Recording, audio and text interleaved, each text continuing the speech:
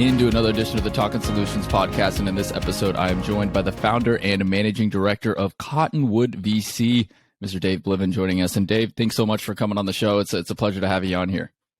Yeah, Will, thanks for inviting me to join you. I look forward to it.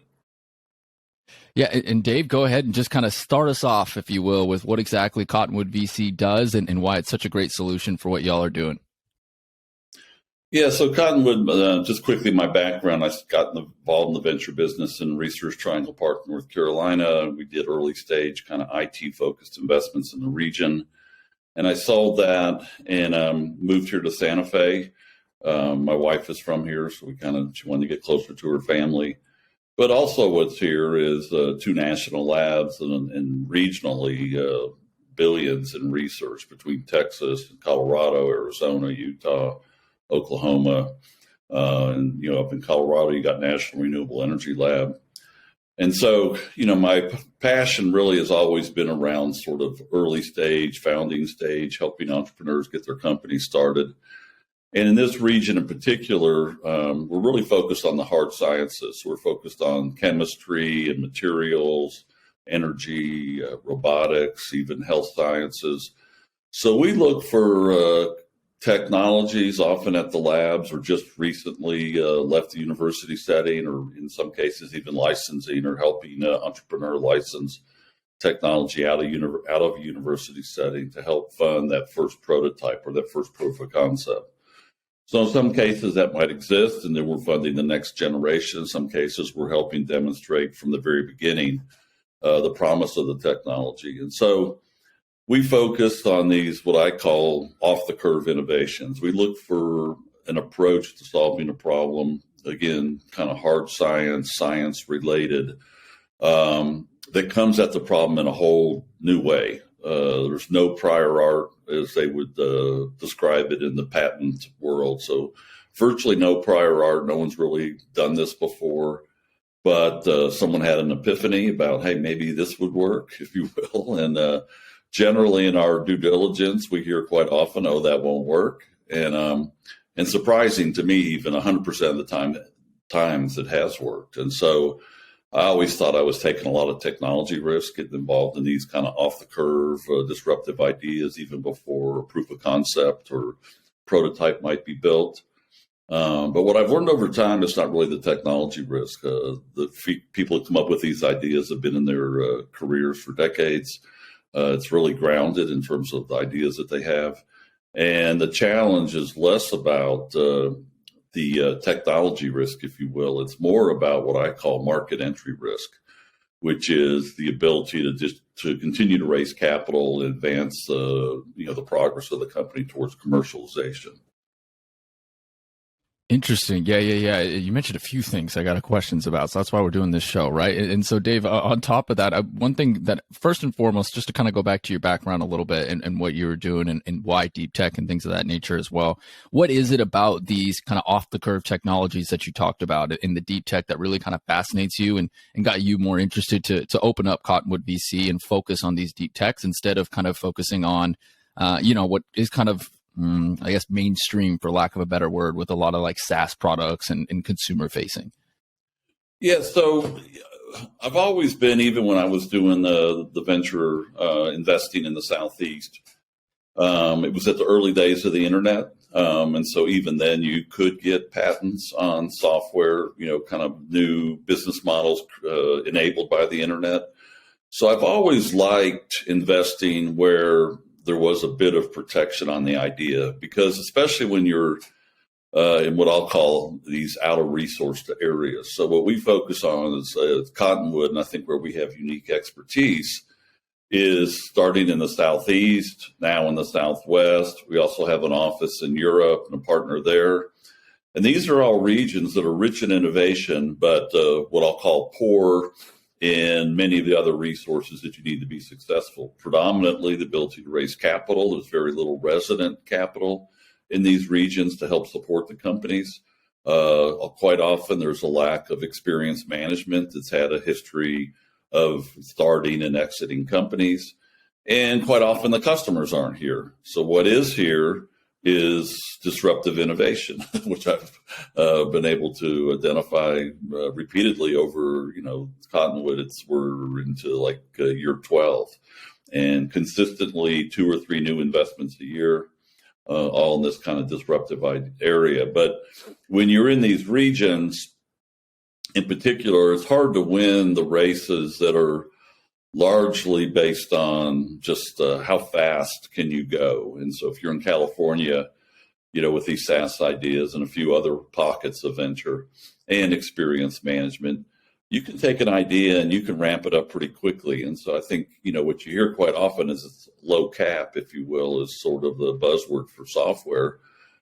And it's low cap to start, but it's not low cap to win. You have to win. You really have to stay ahead of the competition. You have to grow quickly, grab customers quickly, and try to, protect your turf through execution, because you really can't protect it through patents per se, for the most part in today's patent world. And so when you're outside those regions, the regions that we focus on, you need a little more time to execute because it takes longer to raise money. It takes longer to build the management team. It takes a little bit longer, I think, quite often to attract and engage the customers.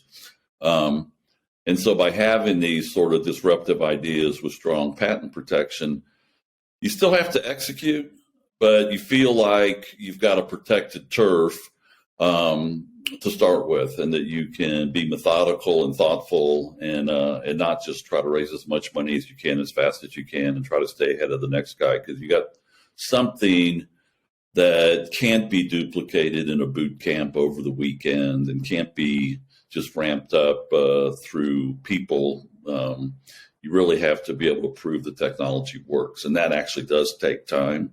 Has to meet performance specs that the customers are expecting it in terms of qualification testing and reliability testing, all these things that take longer. But if you can create a new industry standard and really introduce a whole new approach to a large market, it's fun to do. And it's fun to see these companies emerge as category leaders over time and really changing the way different industries operate.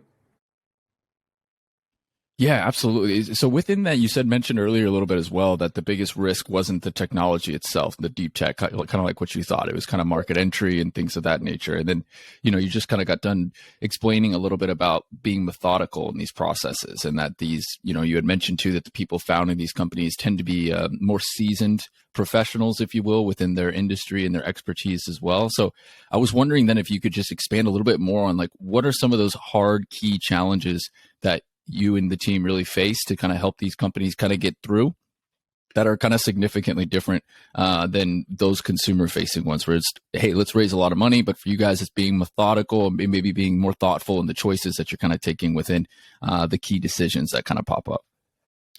Yeah, well, so I think, what I've learned over time is, again, you have to be able to continue to raise money, especially because these are more capital intensive.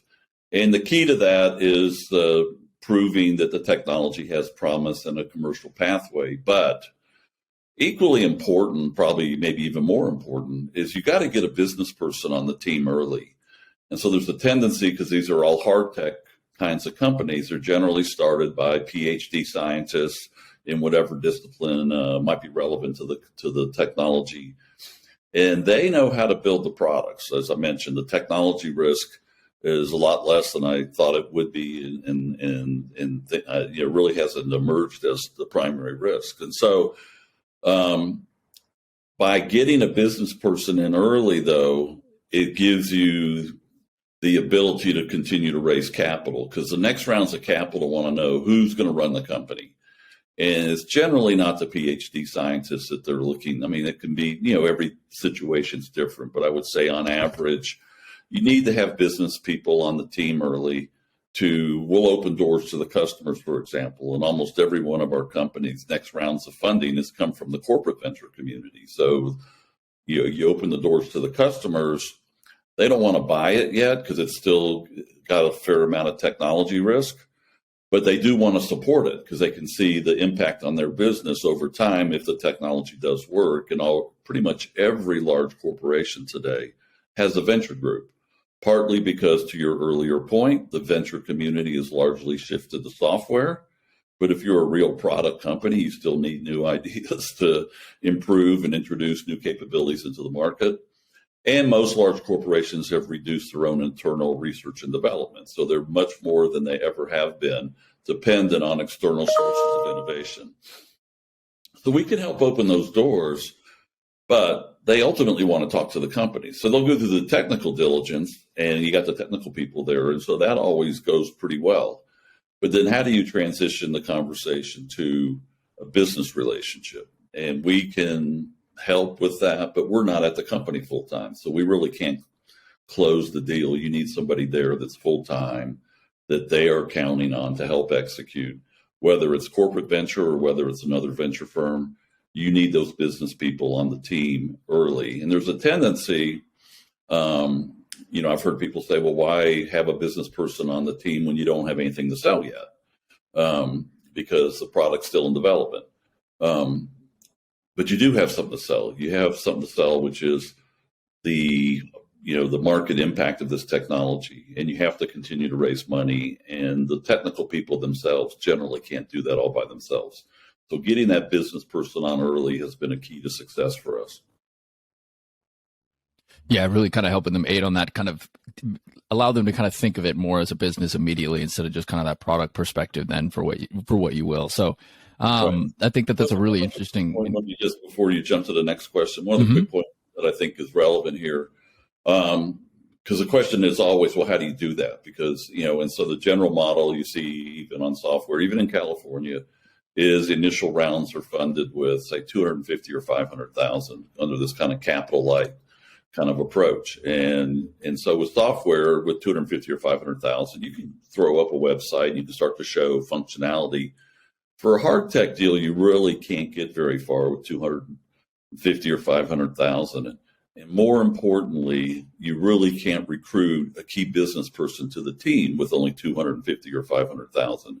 And so what we do differently, I think, even at the early founding seed stage, is we put in $2 million on average, and we do initial seed rounds of $2 to $4 million, depending on whether there might be a syndicate partner. And by having $2 to $4 million, now you can recruit a business person. And so that's a fundamental, I would say, difference in our approach that allows us to get this business person on early into these promising companies. And what's the difference on timelines on that front? You mentioned constantly needing to fundraise and things like that. Like, I mean, obviously it's different for every situation in every company, but how often are you trying to kind of fundraise and raise more of that money? Well, in general, I think this is true generally in the venture industry, but certainly true for us, is every round of funding, you're planning on 18 to 24 months of runway. And so you have about 12 months to execute on hitting technical milestones before you start raising the next round of funding. And then, of course, while you're raising the next round of funding, you want to be continuing to hit, customer commitments, technical milestones, et cetera, so that you have the next round of funding coming in generally about every 18 months. Okay, very interesting. So then what are the specific kind of sectors that you guys kind of focus in? I mean, you guys talked about some of this technology and some of the stuff that's kind of a little bit more advanced, if you will, and trying to really make a lot of disruption and impact on that will. So what types of sectors specifically are you looking at in the Southwest region of the U.S. and then in the Northeast parts of Europe?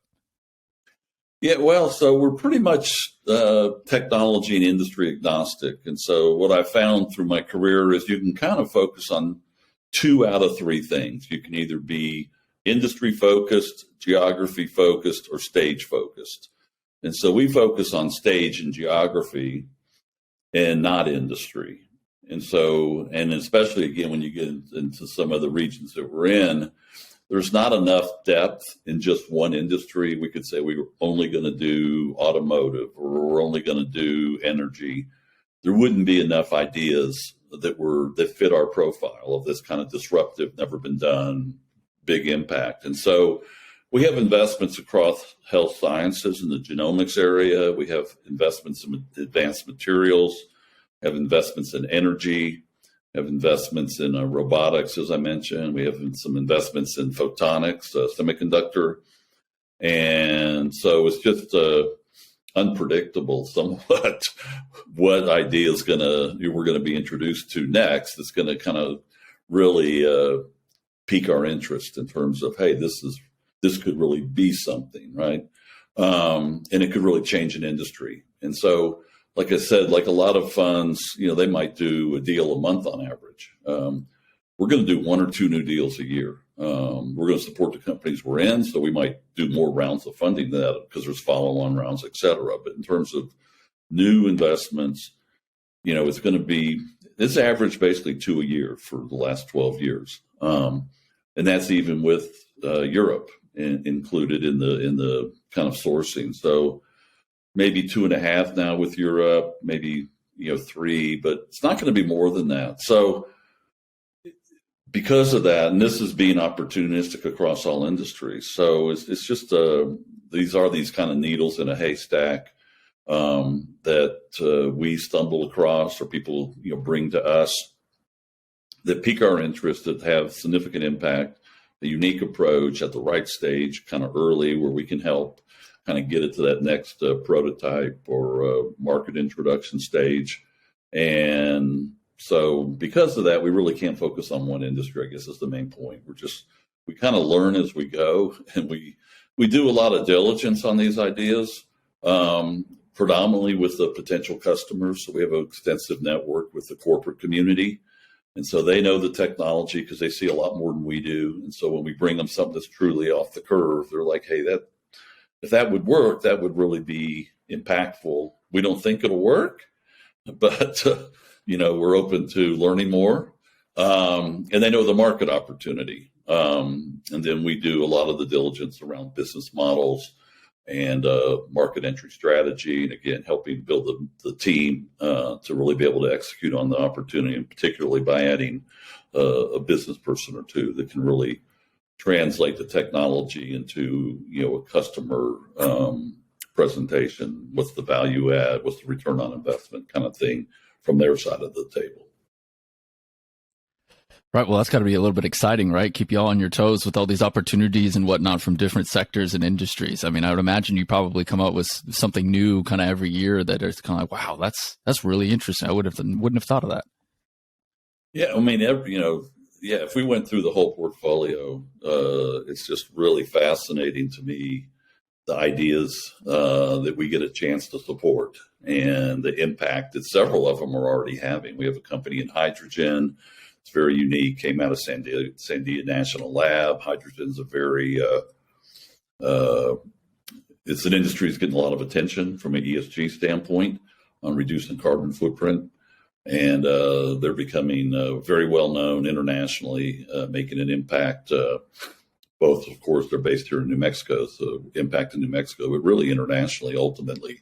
And that's really true of all of our companies. All of our companies almost immediately have an international footprint in terms of customer traction, in terms of investment interest, because all of them, again, have a chance to disrupt the industries that they're focused on. And so that's really an international opportunity almost always.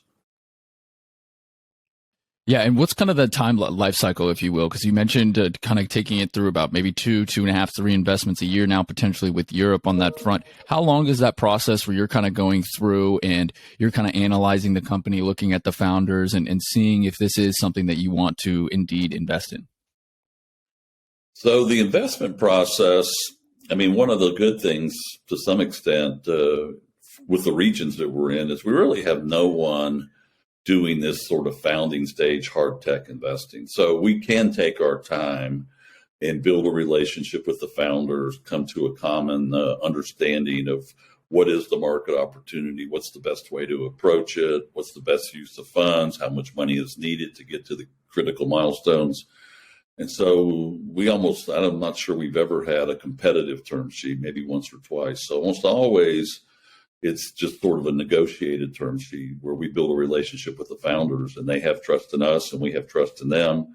And we decide to work together towards, changing the world, if you will, in whatever world that we're focused on.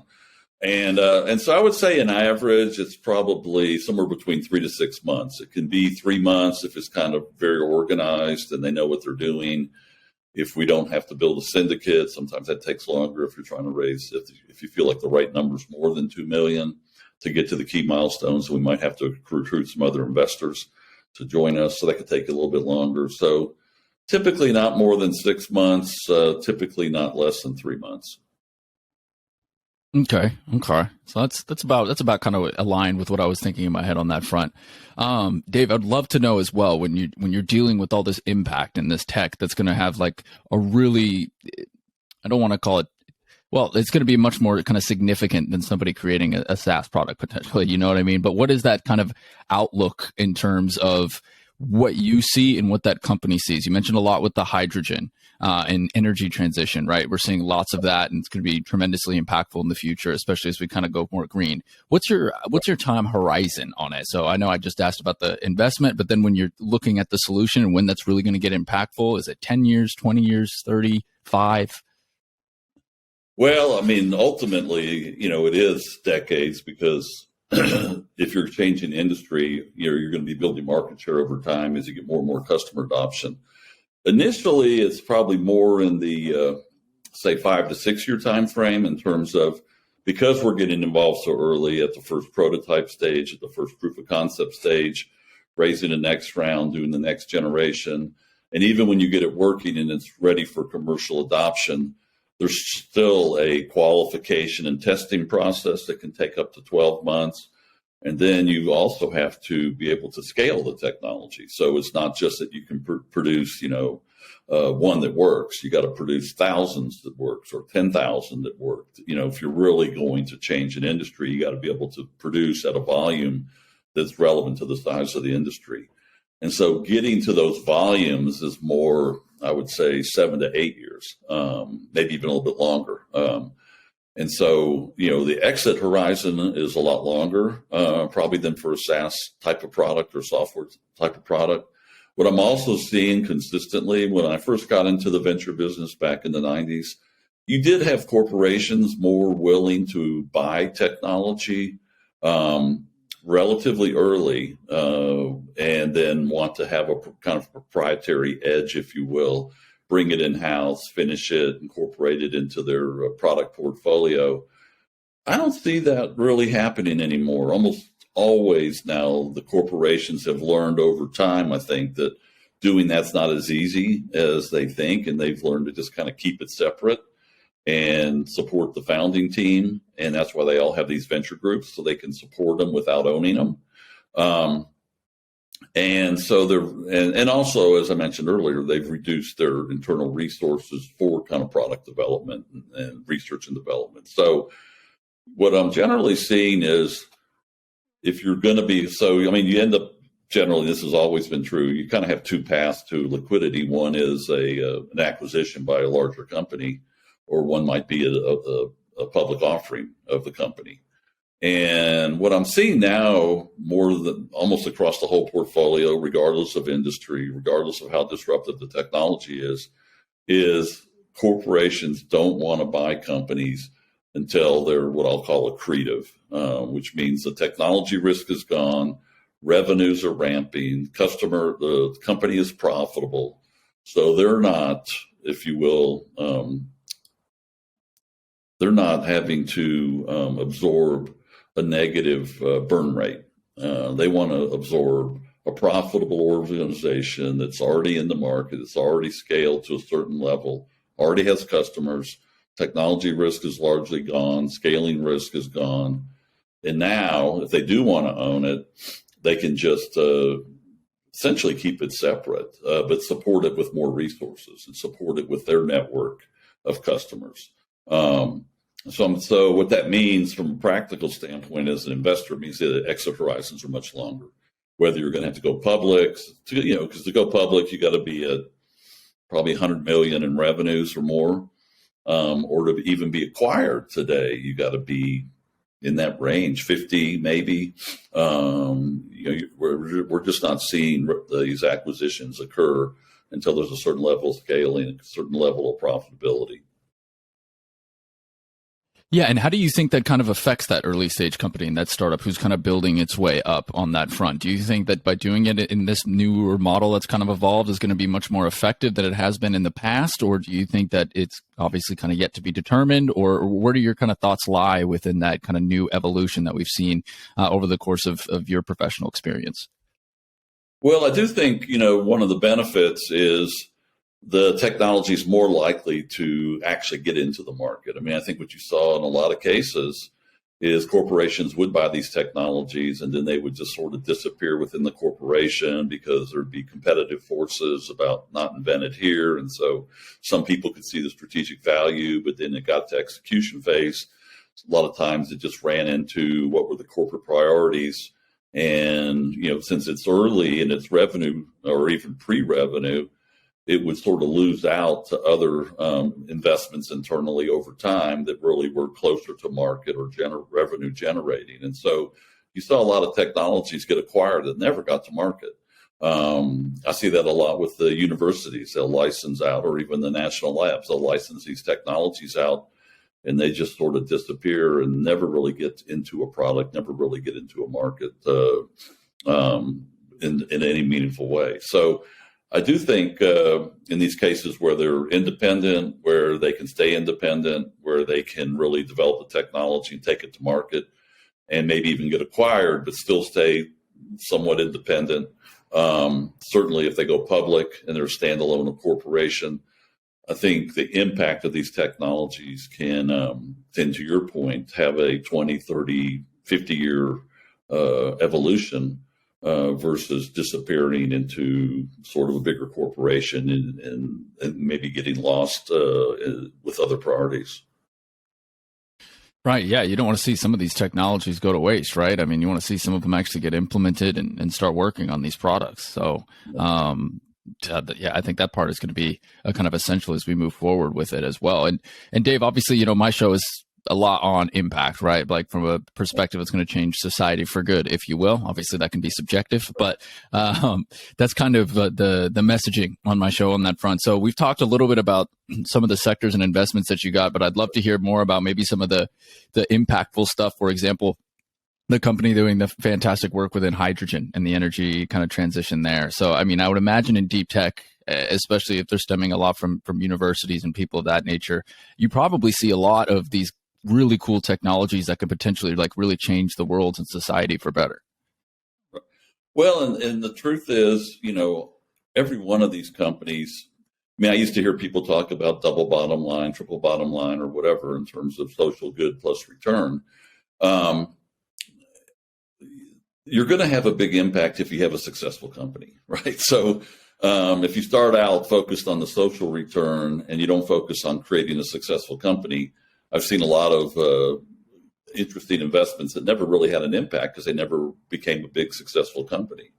If you take our portfolio, every single company, if it's successful, is going to have a huge impact and a huge positive social impact. We've got a fusion company, actually, that's pretty interesting. It's like people have been talking about fusion for a long time. So who knows? But, clearly, if we are able to successfully develop fusion as a viable source of power, that's huge, right? That's like an endless supply of energy, very inexpensively, no hazardous waste that you see with traditional nuclear power. So that's huge. We have an electric motor company that's got a whole new design on an electric motor. It's a third the weight, a third the size, 10% more efficient. 50% of global electricity is consumed by electric motors. And that's only going up as we go to electric vehicles and electric planes, and electric trains. So, and this is 10% more efficient and less weight, less materials. I mean, so it has a huge impact not only on energy consumption, but on materials that are used to create these electric motors, on the cost of even transporting these motors to the end customers when they're a third the weight. So it has a huge impact over time. So, I could, if we had enough time, I could go through the whole portfolio, but every one of them, I mean, that's what's fun about what I'm doing, I think, is that every one of these companies, we have several in the healthcare space. We have a company now that's in this whole RNA space, but it's a new area of RNA called circular RNA. It's produced by the brain, and you can, by identifying these biomarkers, I don't know if you're familiar at all with, depression is a big problem, right, worldwide, all types of depression. And right now, the state of the art is essentially trial and error. You answer a bunch of questions and you're diagnosed, and then they prescribe medication and they say you're supposed to come back in a month or a week or 2 months, and they adjust the medication based on how well, of an impact it's having on you. With this technology, it's very scientific. They can tell from these biomarkers what type of depression you have and what types of medications will be most effective at treating it, based on your own genomic markers. And so based on, this is in this whole personalized medicine area, right? So the impact of that as it goes to market is humongous. Depression is a global problem, and COVID only made it worse. And yet the state of the art is very subjective. And so to be able to transition it to a very objective, scientific approach to diagnosis and treatment, and even ultimately creating medications that are better and more effective, the impact of technology could be very hugely significant.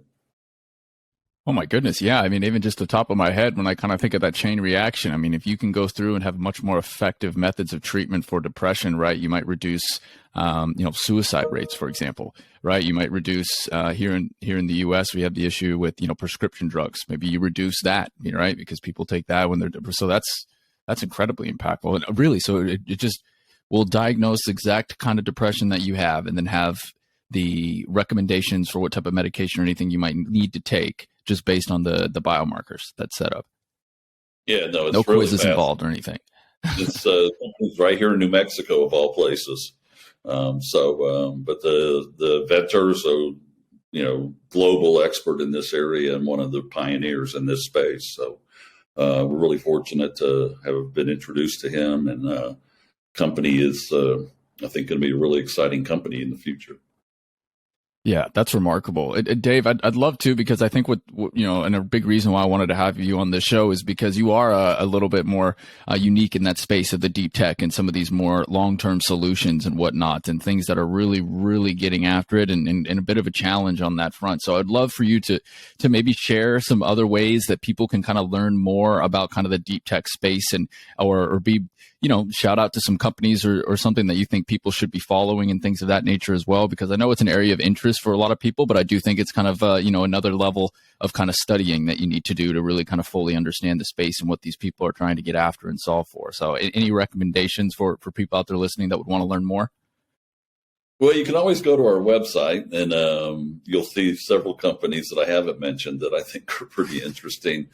These types of companies, like I said, they don't really come out of weekend boot camps. These are companies that come out of the university setting or the national lab settings, corporate settings, because a lot of times, inside a corporation, there is a lot of innovation. And in many cases, it leaves to start a company. So you have, because again, when there's a battle for resources internal to these corporations, they don't necessarily get the attention that they think they should get. And so quite often they're able to license the technology out, start a company based on research that was originally supported by the company. And so these ideas come from any number of places. I'm trying to think, to your point, in terms of how to learn about it or how to find more ideas like this. But it's really just a matter of, we spend time in this region meeting with the heads of tech transfer at pretty much every university in the region, and also the national labs. We do the same thing in Europe,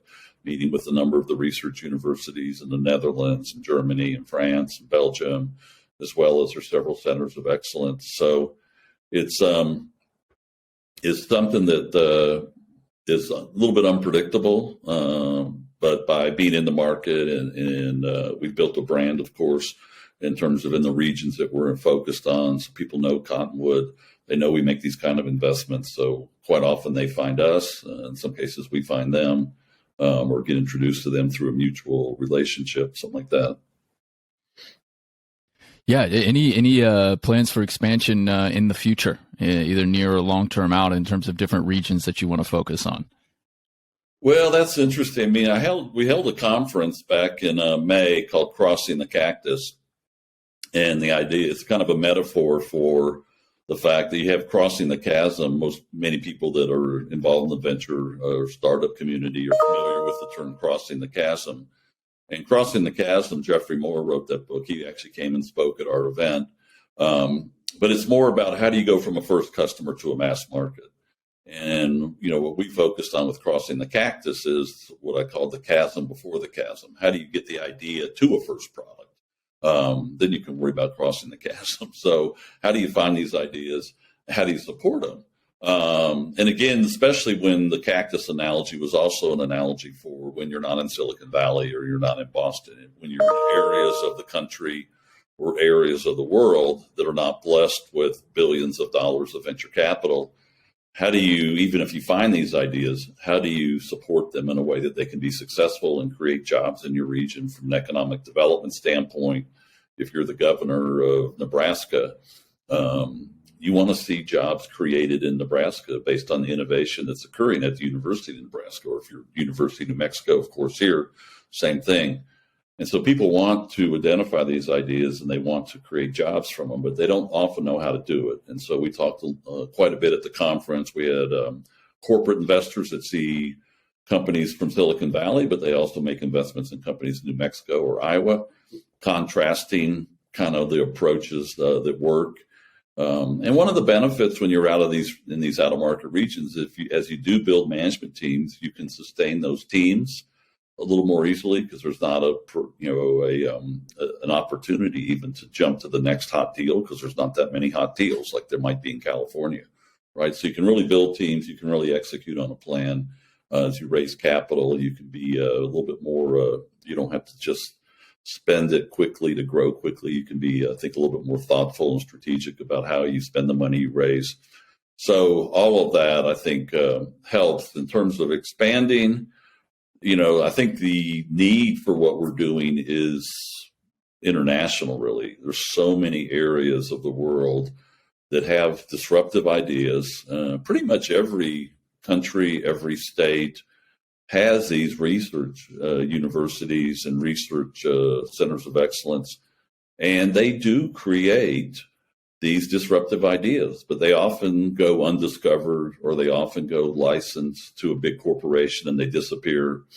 And so I think there is the opportunity to expand to some other regions. We get approached periodically to consider some other regions. And so I think it's a possibility. It's not at the top of my list, but I'm open to it with the right partners and the right capital support.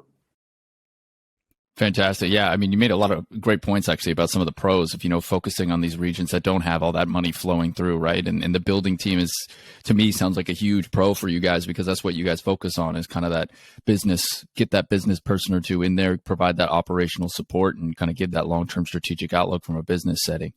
Exactly. Dave, before I let you go here, I would love to ask if you think we missed anything or anything else that you'd like to touch on in terms of kind of enlightening the audience with it.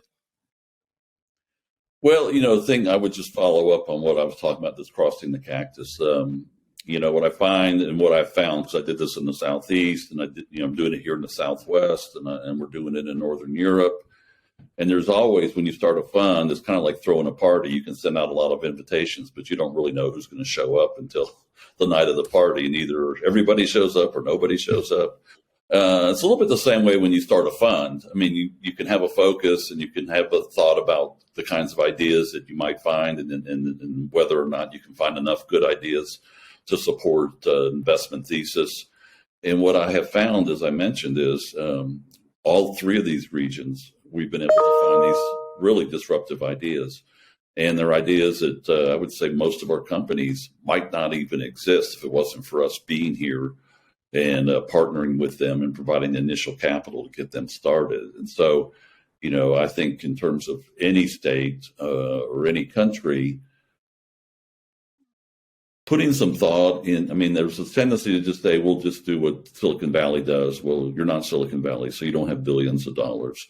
There's another propensity to think, well, the best ideas get found, and so we don't really need to do anything. The market will take care of it. That doesn't happen either. Or even if it does happen and they do get found, if you don't have the resources in your state or in your country to keep those ideas in your country, they get licensed out to other startups or to other companies that are not based in your region or not based in your state. And so to keep these ideas in market, which I think is not critical from a company success standpoint. Company, it's kind of like water. It'll seek its own level. So the company will do what it needs to be successful. If it needs to move out of region to find the resources it needs, it'll do that. But if you're in the economic development side of it, or even as the founders, I think most founders would like to be able to stay, not have to pick up and move, right? But it really takes a complete ecosystem and a thoughtful ecosystem that includes capital in proximity to these ideas, the ability to then recruit the management to build these companies, et cetera. And so I guess if I had a final thought, it's no matter where you are, these ideas exist. And the question is, what can you do to identify and support these ideas and help create these successful companies? Love it. Fantastic. We need more of that in the world, especially as we continue to innovate. And you know what, quite frankly, especially because we just continue to learn. We got so much more information in today's world than we've ever had before. And I think it's going to enable us to kind of create more of these disruptive technologies to kind of change the ways we've done things in the past, only make them better in the future. So Dave, I really appreciate you coming on the show and kind of doing your part and allowing people to learn a little bit more about it. Like that question I asked, you showing up here and having this conversation with me is one way to do so. So I really much appreciate your time. Very good. I enjoyed it very much. Thanks, Will. Awesome. And again, everybody listening, as he mentioned, you can definitely go over to the Cottonwood VC website. That's cottonwood.vc. Cottonwood spelled as you would expect, COTTONWOOD.VC. You got a lot of information. You can learn more about some of their investments, industries in general, and what things that they do and the impact that they make as well. And then you could also follow them on LinkedIn at the Cottonwood Technology Fund as well to get some better information on that front. But that is going to wrap up this edition of the Talkin Solutions, a podcast with the founder and managing director of Cottonwood VC, Dave Blivin, here joining us on today's show. So as always, if you enjoyed the episode, drop a review, subscribe, and we'll get you more great content from founders and investors that are impacting the world in a positive way. And until the next time, until next week, we'll talk to you later and hope you all have a great day. Thanks for listening to the Talkin Solutions podcast. Tune in every Wednesday for a new episode and check out all of our guests on our website at cheshtech.com. That's CHESHTECH.com to learn more as we continue our mission of supporting impact-driven founders. Be sure to follow us on Instagram at Talkin Solutions Podcast and subscribe to our YouTube channel, Talkin Solutions. If you like this episode, I'd really appreciate a review and a recommendation to a friend as we focus on highlighting these great founders and individuals providing solutions to societal problems and bringing optimism into the world.